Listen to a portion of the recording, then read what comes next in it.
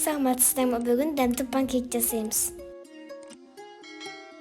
Бірінші ішім қант сарысына 6 шай қасық қантты қосып миксерлейміз. Оның үстіне 350 мл сүт қосамыз.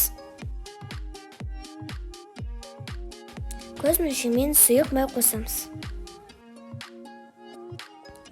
Содан кейін 250 грамм ұнды жаймен араластырамыз.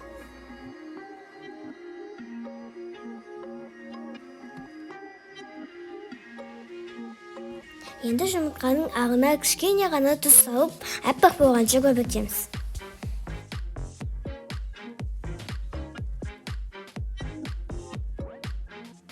Оған соң екі қоспамызды біріктіреміз. Абайлап көбігін отырғызып алмай, төменнен жоғары қарай араластырамыз.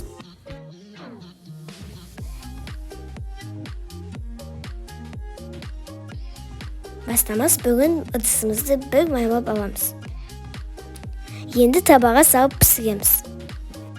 Арасында шоколад салуға болады.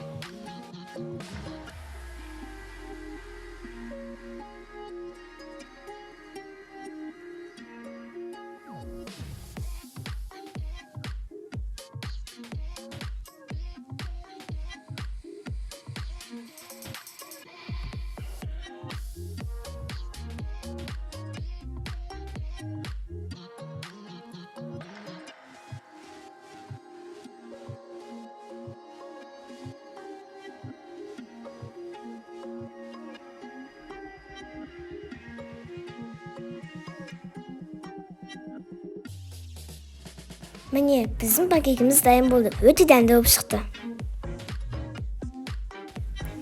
Ас болсын достар. Панкейк ұнаса төменге лайк басып, комментарий қалдырып кетіңіздер. Рахмет.